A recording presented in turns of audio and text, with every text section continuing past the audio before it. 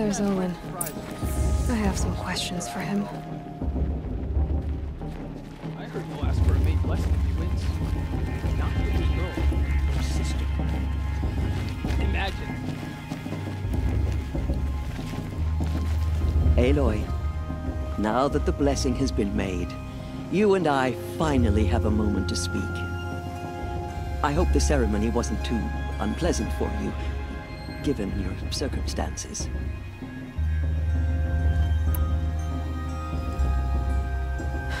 My circumstances are that I'm here to win the proving, not stand around muttering Nora prayers and lighting Nora prayer lanterns. Of course. Though it pains me that your years of isolation from the tribe have spoiled what is for us a ritual of great beauty. Maybe isolation has given me the clearer view. A concern for results, not rituals. Whatever your view, it is yours, and I will respect it. I imagine you must have questions.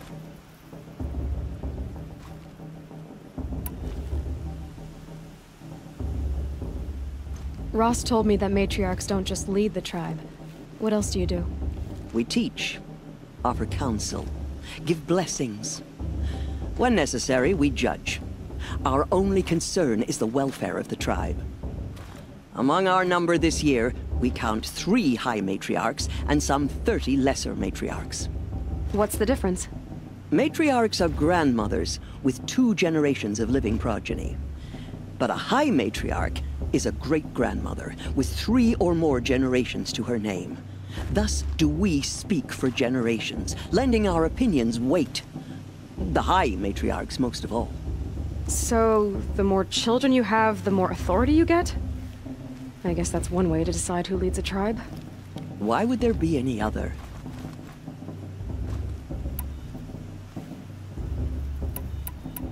Why does Lansra hate me so much? She is a woman of extreme opinions. More than that, I cannot say. It's not my fault that I was born, or that the matriarchs decided to cast me out.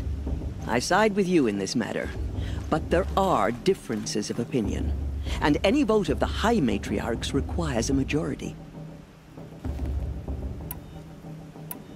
Why was I made an outcast at birth, Teersa? What crime could I have committed even before I was born? Aloy, this is not a question I can answer. Why not? It's simple enough. And what about my mother? Is she here tonight, watching me? Or is she dead? Is she here? Or nowhere? I am sure your mother is here with us, if only in spirit. That's not really an answer, is it? Just so you know, Teersa, the reason I'm here is to get answers. Real ones. And when I win the proving, I will demand them. I know, Aloy. I would expect nothing less.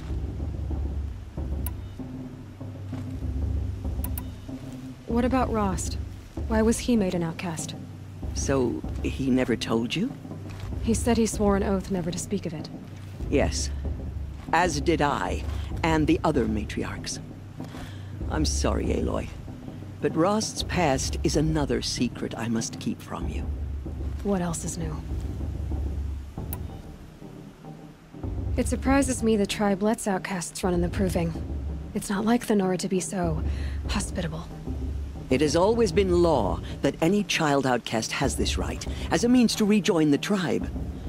So far as I know, however, you are the first ever to exercise this right. I'm not surprised. I doubt many outcast children survive long enough in the wilds to come of age. I think, rather, it is because child outcasts are so rare. In all my years, I've only known of one other child who was cast out. A boy of 13, who killed his mother. But at the proving 5 years later, he did not appear. No. I'd be surprised if he survived very long on his own. But at least he had a chance. Other tribes would have simply executed him. It may be hard for you to accept, Aloy, but the practice of shunning is, relatively speaking, humane. Oh, is it? Try it out for 18 years, Teersa, and then let me know what you think. I should be going. I'm Sorry if I've been too harsh. It's just... I've wanted answers for so long. I know, child. You're not the only one who's waited years for this day. I will be praying for your success.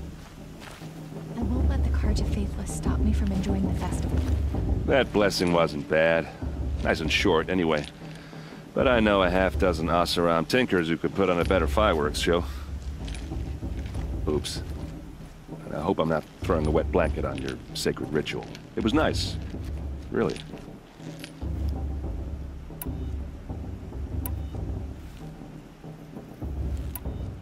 If the Carja have such a cruel history, how did you end up serving them? The last king and his men were butchers. But the new king wants peace. There's nothing cruel about that. Besides, the Carja don't just fight, they build. Take Meridian. Next to it, everything else is just a bunch of sticks and stones. I never heard anything about Red Raids growing up. What were those? Your tribe was at war and you didn't even know? Were you kept hidden away? Did you have overprotective parents or something? I grew up as an outcast, shunned by the tribe. Oh, yeah, I've heard the Nora do that. That seems cruel, if you ask me. But even an outcast knows about the derangement of the machines, right? How they get deadlier every year? Well, the mad Sun King figured if he spilled enough blood to the Sun God, it would calm the machines. Didn't work. But for years, he raided the tribes and took captives for sacrifice. My sister among them. The Nora put up a good fight, but lives were lost.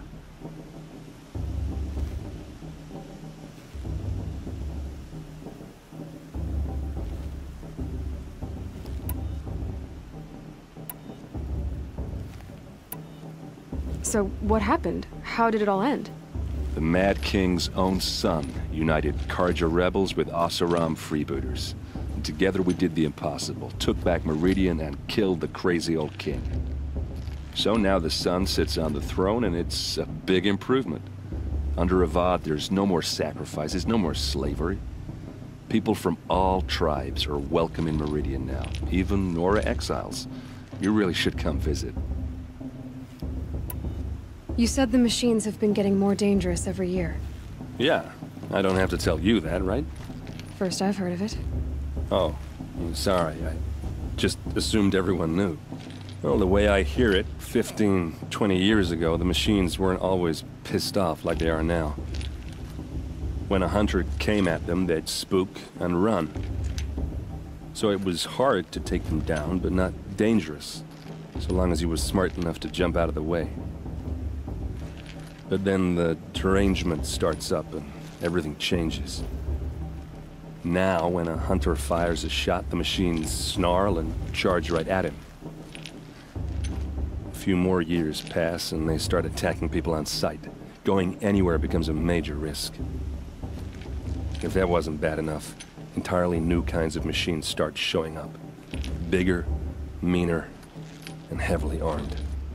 Like the Sawtooth. Yeah, 10 years ago, that one. But every couple of years or so, something worse comes along. Believe me. So what's making it happen? And no one knows. And the machines, well, they aren't telling.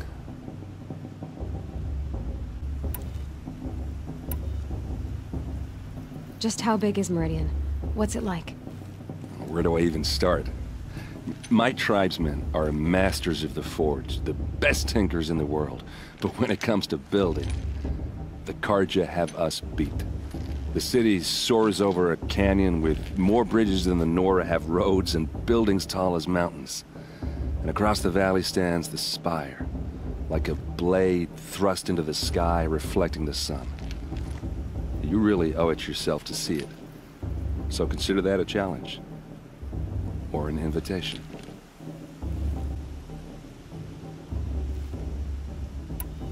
Who are the Oseram? Oh, that's my tribe, far to the northwest. We're good at three things: arguing, working steel, and brewing. And freebooters. What are those? I guess you could say we were mercenaries, warriors for pay. Except a lot more loyal than that makes us sound. Avad couldn't have taken down his father without our metal and muscle. And now, some of us serve proudly as his personal vanguard.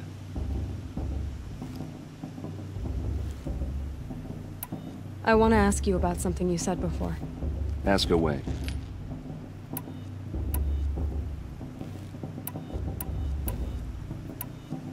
Yeah, well, good luck in that proving thing. Maybe I'll see you in Meridian someday. Who knows?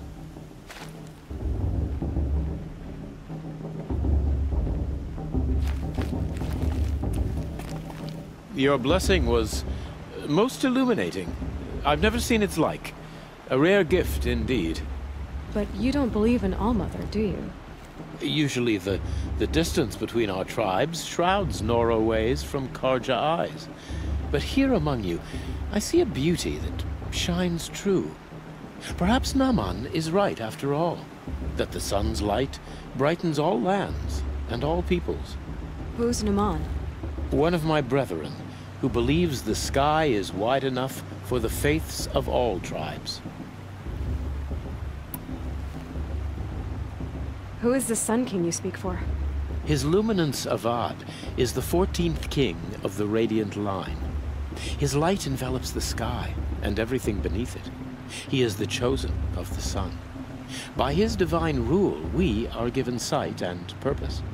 You speak highly of him. Do you know him well? By his nature, he is unknowable and infallible. We are his instruments, not his companions. I have been in his presence, but we draw down our hoods so as not to behold his light directly. He's the sun, he has total power, and no friends. That couldn't go wrong.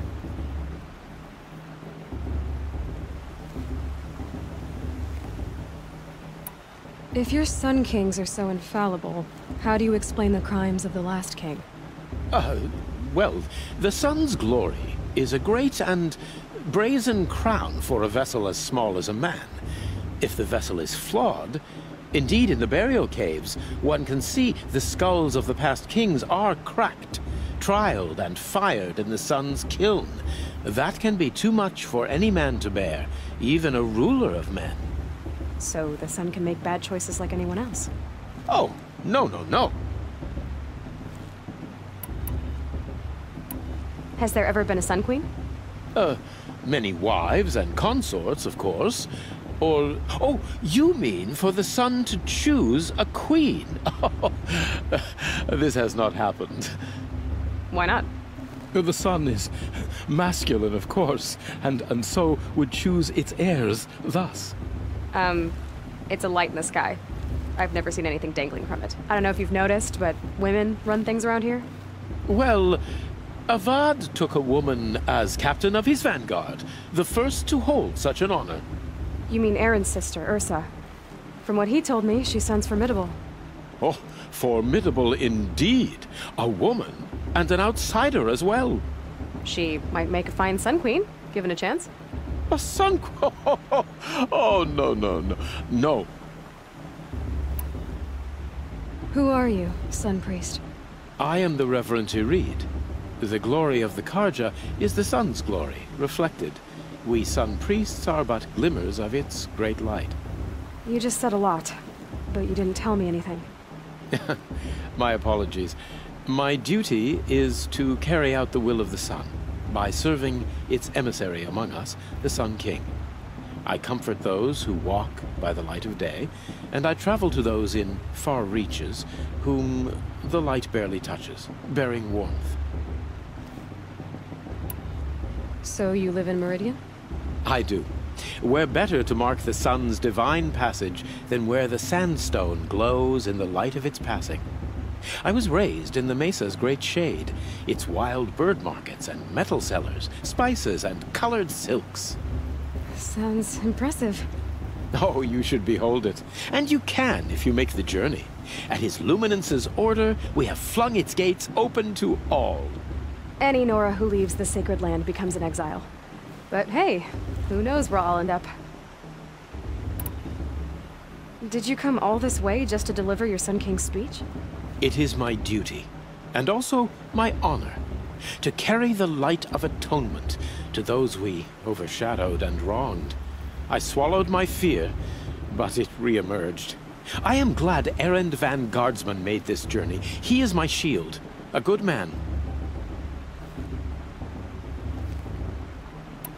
Why were the Karja at war with the Nora? Under the 13th Sun King, the Karja had no peace with any tribe. His luminance has sent those days to dusk. We must renew the light that binds us, though few volunteered to come here. The Nora scare you.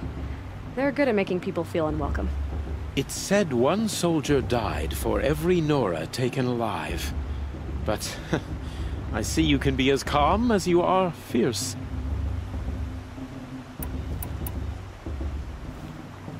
This has been illuminating, but I should get going.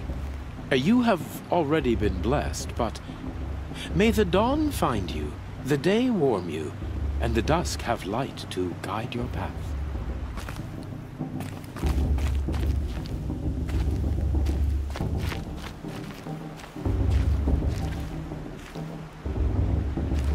Hello, Olin. You know my name? Ah, guess Aaron told you. Why did you act so strange when we spoke earlier? Must be this festival. I'm really not one for crowds. Maybe I should just turn in. Stop dodging my questions. All right, cool your fire. I got nothing to hide. I've never seen anyone else with a focus. Where exactly did you find it? In a ruin, north of the Claim. That's our name for the Oseram homeland. Up there, the metal seams run deep. Steel giants half buried in loose soil. Forgotten caves that the old ones bored into mountain rock. Your eyes just lit up. I found my focus in a cave just like you're describing. A ruin of the old ones. If you've delved yourself, you know as much as I do. Go to those places for answers. Not me. When we spoke earlier, you winced, then looked like you were in pain. Or frightened. Did your focus show you something? It didn't show me anything. I told you. It malfunctioned. Happens all the time.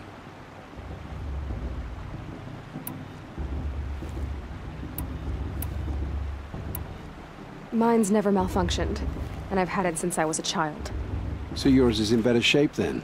I'm sure the land here is full of relics. Seeing how you Nora are too scared to delve the ruins.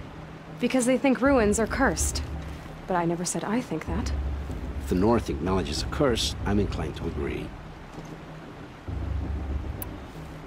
What are you doing here, Olin? Why come to Noraland? Aaron needed a scout for his expedition, and a second for his drinking. That's all. Someone to stop the Sun Priest getting lost.